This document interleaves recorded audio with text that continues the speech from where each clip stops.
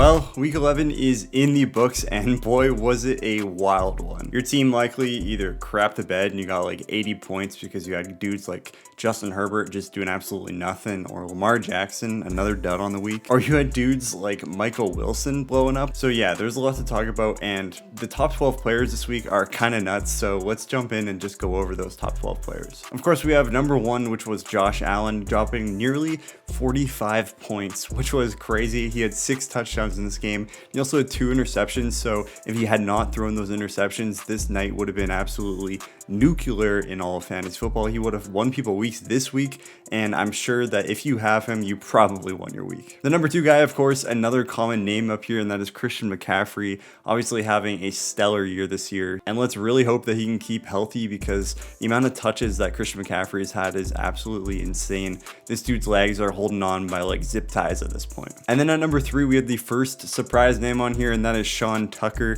a guy who my opponent this week in the Flock League, Zach, left on his bench, which was beautiful for me because if he had played him, I likely would have lost that week. Sean Tucker went crazy for 34 points in that Buccaneers backfield, and we're going to talk about him later on in this video. And the number 4 guy is the GOAT this week for me, and that is Michael Wilson, a guy who I played in the Flock League. I played him in a couple leagues actually because I loved his opportunity, and boy did it pay off. He had 33.5 fantasy points this week in week 11.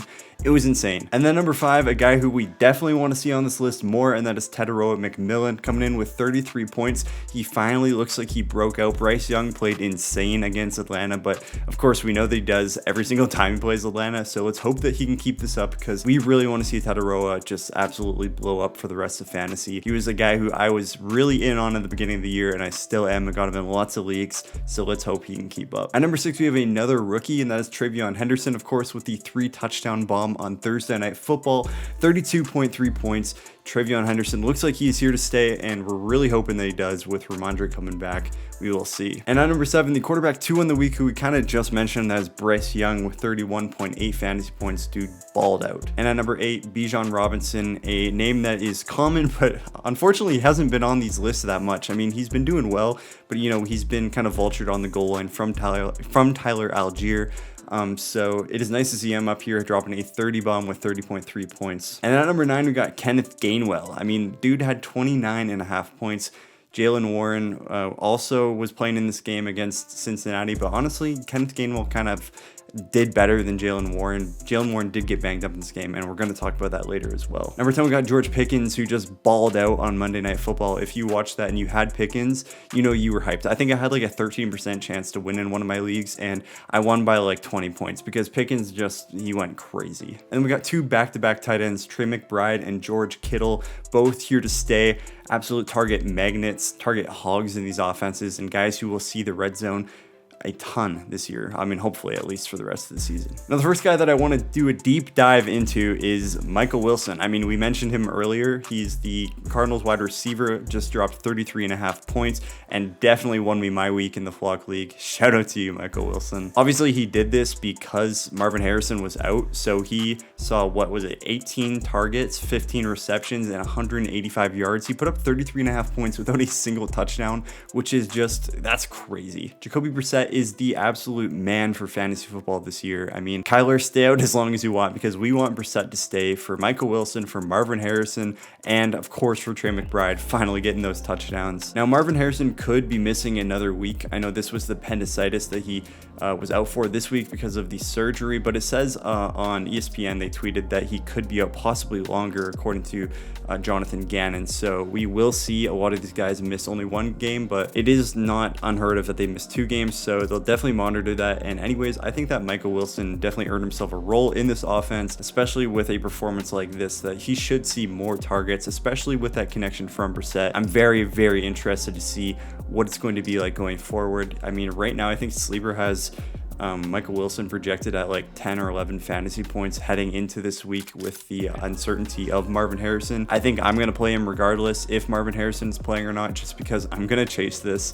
It's crazy production, and you definitely do not want to have a guy like this on your bench. And while we're talking about wide receivers, the next guy up is Christian Watson. I mean, this is the Packers wide receiver who is finally stepping up. They've needed a guy to step up for a while now, and he looks like he is the dude. I mean, it is a little bit unreliable because He only had 4 receptions in this game, 5 targets, which was his highest of the season. He's only played 4 games, of course, coming back from that injury, but he had 2 touchdowns in this game.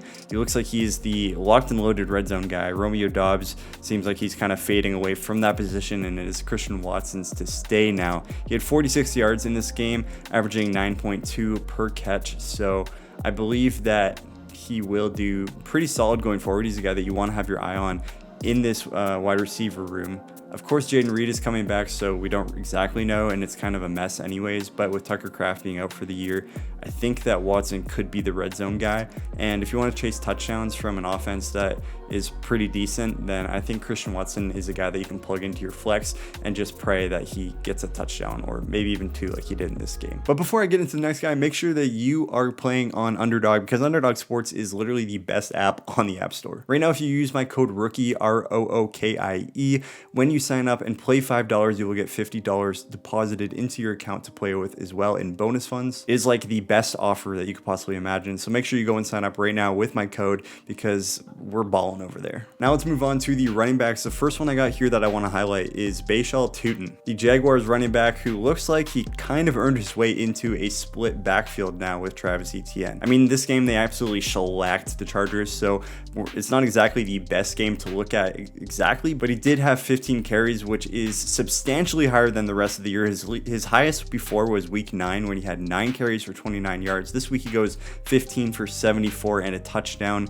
On 32% of the snaps, he put up 32% of the snaps, he managed to put up 13.4 points, which was the running back 20 on the week against a Chargers team that they just ran the heck out of the ball. Etienne also did super solid in this game, and Tutin did get banged up in this game, but expects that he's going to be back next week. And this is really when we're going to see things like what they actually are, because of course this week left us a little bit confused. Is it going to be a split backfield? Is Tutin starting to take over as the workhorse in this offense? It's kind of up in the air right now, and we will see what ends up happening, but I expect him to see a little bit more usage going forward, so he's a guy that you're going to want to stash if he's still on your waivers, which I kind of doubt, but you might as well check anyways. And the next running back is Sean Tucker for the Buccaneers. I mean, we saw him, I mentioned him earlier, he went nuclear. He had 34 points this week on only 44% of the snaps. That was on 19 carries for 106 yards, running at 5.588 pop with 2 running touchdowns. He also had 2 receptions for 34 yards and another touchdown, so a 3 touchdown game for Tucker here, and it was just one for the ages. This was a JT performance. And of course, he also had Rachaad White on the field, which is even more impressive because we know how good White is, and we know that he's also the receiving back. I mean, he got 10 carries in this game for 5.1 yards per carry, so he lost out on a lot of the workhorse role to Tucker here, and it looks like that this could be going forward Tucker's backfield until Bucky Irving is back. Now, we don't know how long that will be. It could be next week. It could be 2 weeks from now. So until Bucky is back, I think that Sean Tucker is a guy you're going to want to have on your radar. You're going to want to stash and even play this week, especially if Bucky is not playing. They do go against the Rams this week, which is a very difficult team to run on, but if you do need a flex, you can play Sean Tucker and kind of chase what happened last game. It could happen again, but I highly doubt it. But if you want to chase the touchdowns, I mean, this is an offense that is a very, very good offense. I expect a very good game, a shootout between the Rams and the Buccaneers. So if you want to do that, be my guest. I mean, it's up to you. You don't have to follow my advice. But let's move on to another offense where the next man is officially up, and that is Chris Rodriguez. Now, he only had 9.5 points against a Miami defense that has allowed a lot of points to the running back position. So people might be sleeping on him still, but he officially took over in this backfield, having 15 carries, 45% of the snaps. He ran for 79 yards, which was over 5 a pop at 5.27. And of course, he did not find the red zone this game. So if he did, it probably would have bolstered those stats a bit and people would have been going after him more in fantasy. But since he only had 9.5 points this week, he's definitely a guy that's still very attainable. And of course, I talked about it in my last video. This was the last chance for Bill Krosky-Merritt to basically prove that he is worth anything going forward. And of course, he did not. He had 9 carries for only 28 yards at 3.11 a carry. He only played on 27% of the snaps. So it looks like that Bill Krosky-Merritt, his time is officially over, and it's time for Chris Rodriguez to be the next man up in this offense that has been extremely disappointing, especially without Jayden Daniels. And speaking of disappointing, let's go to the Chargers offense, who just was pitiful against the Jacksonville Jaguars. I mean, Justin Herbert, 4.34 points. The the lowest on the season for him. He was quarterback 31 this week. He was in 73% of the snaps. He did get pulled at the end of this game, but that really didn't do anything because he still threw the ball 18 times. He only had 10 completions and he had 81 yards with 0 touchdowns and an interception. It was awful by the Chargers. The Chargers went from one of the most exciting offenses at the beginning of the year with Quentin Johnson balling out, with Keenan Allen getting some targets, and then Ladd McConkey heating up, and Amarian Hampton doing well, to Kamani Vidal, and now it just seems like everybody is kind of dead. Of course, we have Amarian Hampton coming back hopefully next week, but this offense is one that is scary to start every week because we don't know what they're going to be like because of this O-line just being so incredibly bad. I really hope that the offense can step it up because I've got Quentin Johnson in the Flock League and I need this kid to actually do something if I do not want to be in the toilet bowl. So let's really hope this offense is not doing what they just did against the Jaguars. That was embarrassing. Next up, we got to talk about some injuries. Unfortunately, there were 2 major injuries, I guess 3 if you really want to count it, that happened this week, and that was number 1, the Drake London injury, of course, the PCL sprain according to Ian Rappaport, and is out for this week for sure, coming up week 12 and potentially more. I would expect him to be at least 2 weeks out, but we will see what ends up happening, just kind of follow up on the reporting. And of course, we also have Michael Penix, who is out, I'm guessing for the rest of the season, so Kirk Cousins is going to step up, at least they have him, and he should be able to feed Mooney in the meantime, and let's hope that this offense can get going again, because right now it's not looking too great, especially without Drake London. That is a scary scene.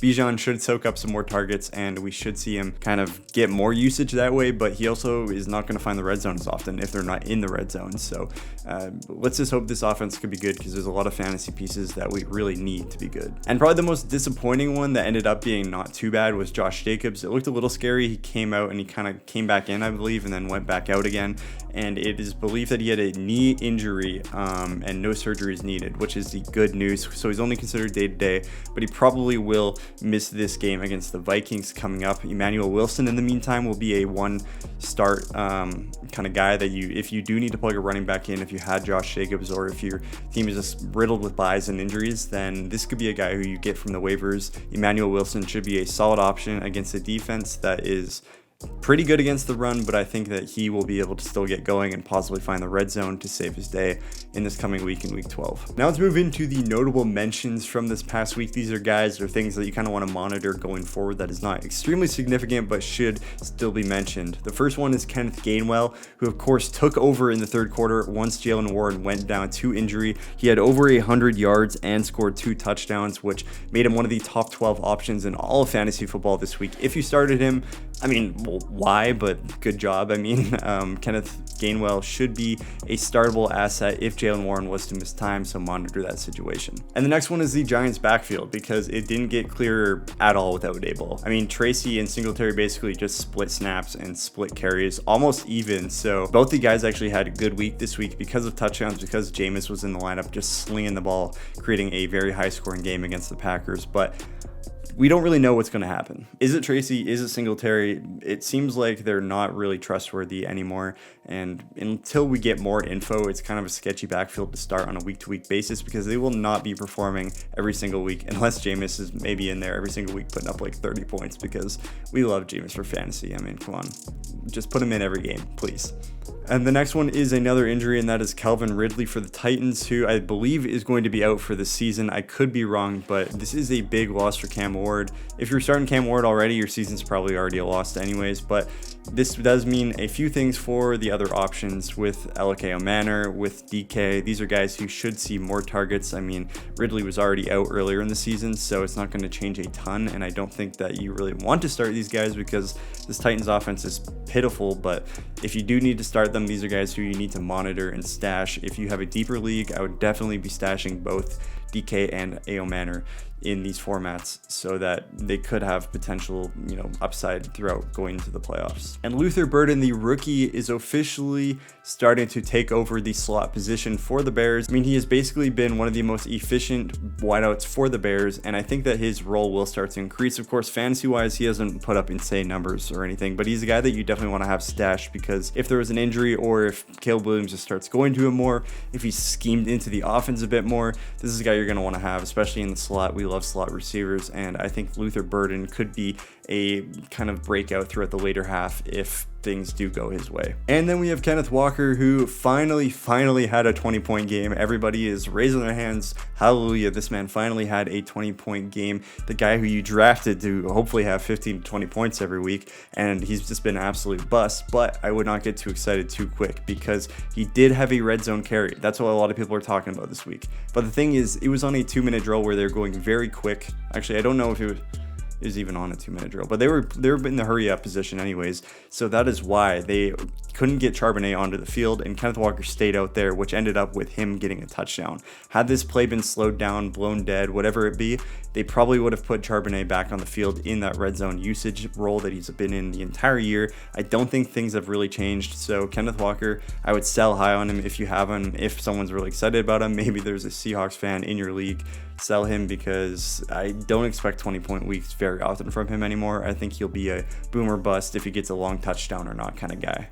Now, the RJ Harvey situation is a little bit weird because it looks like this is his backfield. He had significantly the most amount of touches in this backfield, but it also wasn't too pretty of a game. Is he going to be a great runner? Who knows? This was a tough matchup versus the Chiefs, so I think we need to see more going forward, but it looks like he earned his role to be the number one guy with J.K. Dobbins out, so as long as he can continue to be that guy, I think that he should have more opportunities and better matchups. So he's kind of a guy who's on the up right now, but it's a little bit of a slow rise. And then we have Jameson Williams, another big week. Finally, he is breaking out. I mean, I was hyped the entire offseason for this guy, and then he stunk it up at the beginning of the year. So finally, he looks like a guy who I can plug in every single week. I believe it's 3 weeks now, back to back, where he is being schemed open and getting these bomb plays finally to him after Dan Campbell took over the play calling. I talked about him in my last video, and I think he is here to stay finally. Plug him into your flex. He's a solid play going forward. Next up, we have Ricky Pearsall, who of course is coming off that injury, and in this game was basically just a cardio king. He was out there for,